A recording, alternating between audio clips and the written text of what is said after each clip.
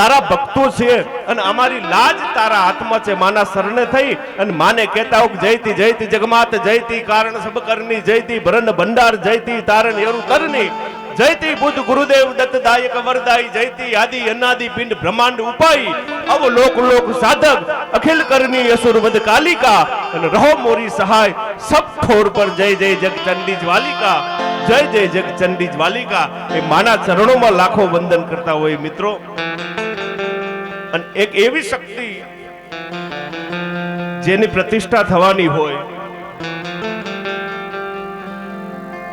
કે નામ માત્રથી મેં કહ્યું એમ સાહેબ માણસના દુઃખ ભાગીને ભૂકા થઈ જાય. અને આજે જ્યારે આ ગામમાં બહુ મહત્વની બાબત છે સાહેબ, 3-4 બાબતો અહીંયા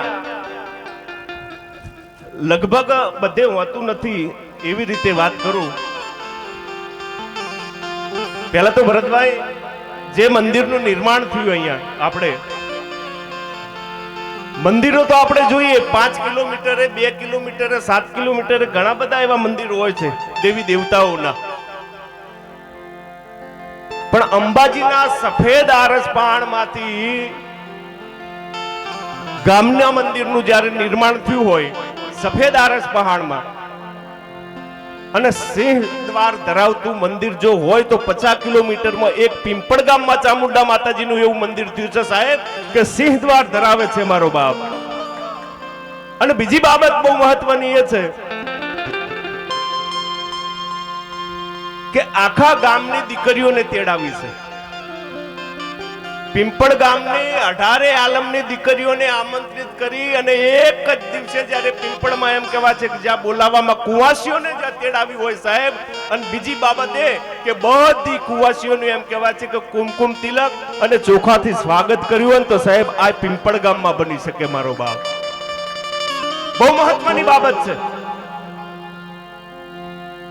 અને આ પ્રસંગમાં બીજું એક બહુ મહત્વની બાબત એ છે ભરતભાઈ કે પર્યાવરણનું ધ્યાન રાખી અને લગભગ પ્લાસ્ટિકની વસ્તુનો ઉપયોગ થયો નથી. આ બહુ મહત્વની બાબત છે સાહેબ. અને યજ્ઞશાળામાં જે આપણે પવિત્રતા માટે ગાયનું છાણ અને મૂત્રનો આપણે ગૌ એ બહુ પવિત્ર વસ્તુ છે.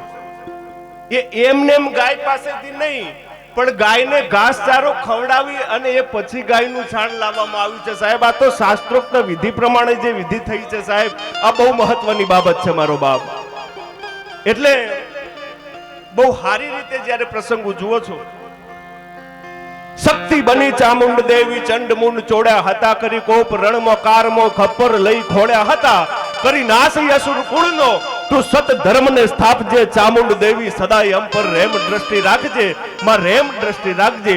એવી ભગવતીના શરણોમાં જ્યારે આજે એના ખોળે બેહીને આનંદ. અને મિત્રો બીજી વાત એ કરી દઉં, આટલી બધી સંખ્યામાં જ્યારે આપણે બધા મળ્યા છે માતાઓ બહેનો દીકરીઓ, મારો અવાજ જ્યાં સુધી પહોંચતો હોય બધાને સાહેબ એક વાત ચોક્કસ કહી દઉં કે આજે હું તમે જે જગ્યાએ બેઠા છે ખાલી ધરતીના ટુકડા ઉપર નહીં, ખાલી પાથરણામાં નહીં, પણ જ્યાં સુધી અહીંયા હું તમે બેહીએ સાહેબ ભાવ એટલો રાખજો કે હું તમે ચામુંડાના ખોળે બેહીને ભજન કરીએ છે સાહેબ. આટલો ભાવ રાખીએ તો માં રાજી બહુ થાય. એના શરણે બેહીને આજ નિરાત આનંદ કરવો છે સાહેબ. અને આ વસ્તુ, આ માહોલ. અહીંયાથી એક બીજી વાત સાહેબ કરું કે જેટલા બેઠા છો એટલા બધા અંતરના ભાવથી એક વખત તમામ દાતાઓને તાળીઓથી વધાવી લો મિત્રો. જે દાતાઓ છે બધાને તાળીઓથી વધાવી લો. અને આ કાર્યક્રમમાં જે સેવા આપી રહ્યા છે ને જે સ્વયંસેવકો, એ તમામ સ્વયંસેવકોને એક વખત તાળીના ગડગડાટથી આપણે વધાવી લઈશું સાહેબ. બહુ સરસ આયોજન કર્યું છે. પણ એક બે વાતો હું દરેક કાર્યક્રમમાં વડીલો મિત્રો કહેતો હું છું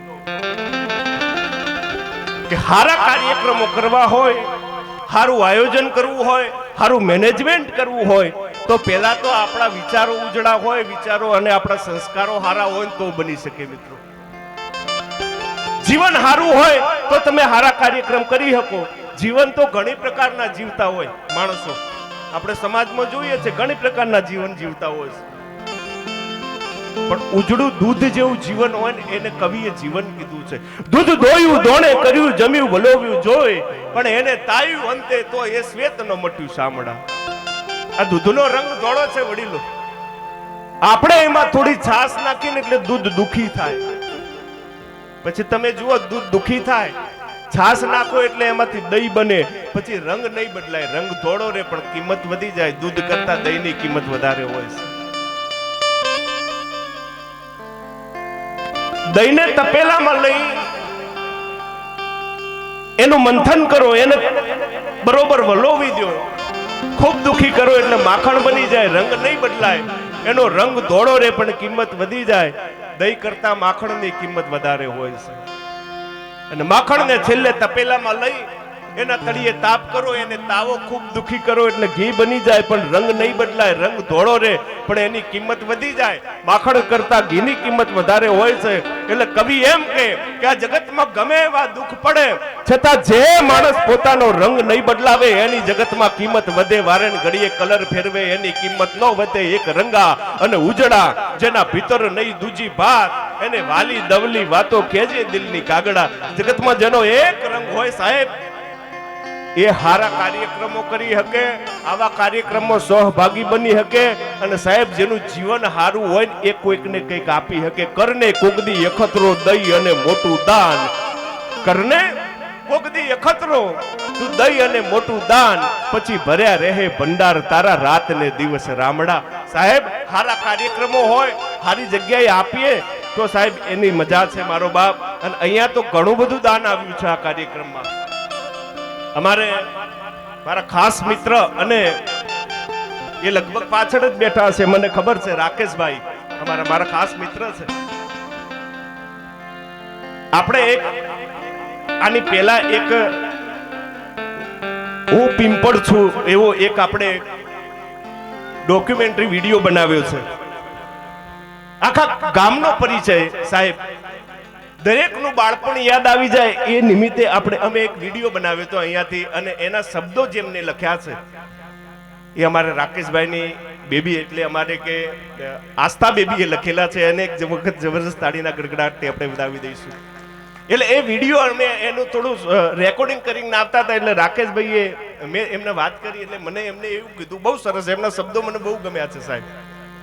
રાકેશભાઈએ એમ કીધું કે ગૌતમભાઈ, હું ચાણસમામાં રહું, મહેસાણા ગમે ત્યાં દુનિયાના ખૂણે ફરું, મને શેઠ કહેવા વાળા મળે છે, મને રાકેશભાઈ કહેવા વાળા મળે છે, બહુ હારી એમ કે હારા નામથી મને સંબોધન કરવા વાળા વ્યક્તિઓ મળે છે. હું દુનિયા માટે ગમે તે છું, પણ મારા પિંપળ માટે હું રાખલો છું. સાહેબ આ શબ્દો મને સ્પર્શી ગયા છે સાહેબ, કોઈ મોટાઈ નહીં મારો બાપ.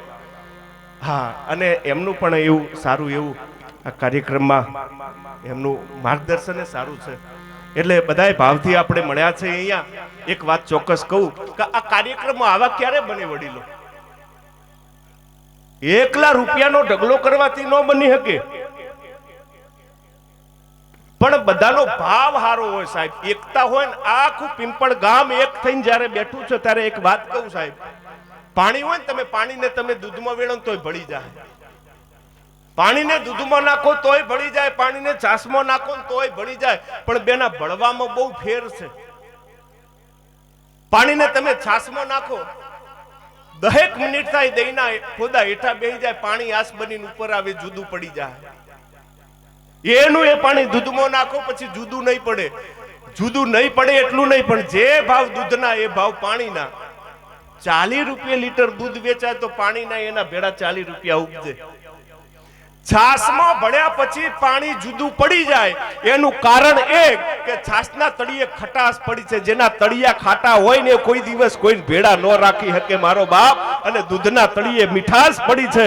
જેનો ભાવ મીઠો હોય, જેના તળિયા મીઠા હોય, એ બધાને ભેળા રાખી શકે, અને ભેળા રાખીને ભેળા રેન ત્યારે આવા કાર્યક્રમ બની શકે સાહેબ. જો તો થાય નહીં મારો બાપ. એવી પાવન ભૂમિમાં હું તમે મળ્યા છે. ઘણી બધી અહીંયાથી આપણે સાહિત્યની વાતો કરવાની છે, પણ કોઈ પણ સારું કાર્યક્રમ, કોઈ સારું કાર્ય કરવું હોય, કોઈ સત્કર્મ કરવું હોય તો પેલા ગજાનન ગણપતિ દાદાને યાદ કરવો પડે.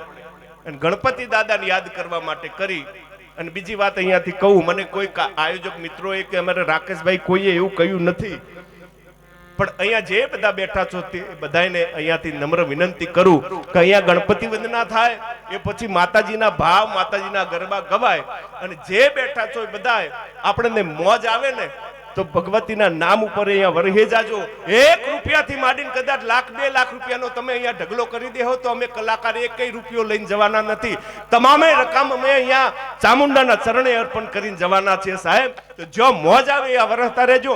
ગણપતિ વંદના માટે સમગ્ર ગુજરાતમાં જેનું ભજનિક તરીકે અને લોક ગાયક તરીકે જેમનું બહુ ઉજળું નામ છે સાહેબ, અને ગરવા ગળાનો ગાયક ભરતભાઈ બારોટને અહીંયાથી વિનંતી કરું કે પિંપળ જેવું ગામ છે, ભગવતી ચામુંડાનું સાનિધ્ય મળ્યું છે, એવા ગણપતિ દાદાના બહેણા કરાવી દો કે આજની રાત નહીં પણ હંમેશને માટે ગણપતિ દાદાના બહેણા થઈ જાય. તો જબરજસ્ત તાળીના ગડગડાટથી વધાવી દઈશું ભાઈ શ્રી ભરતભાઈ બારોટ. બારોટ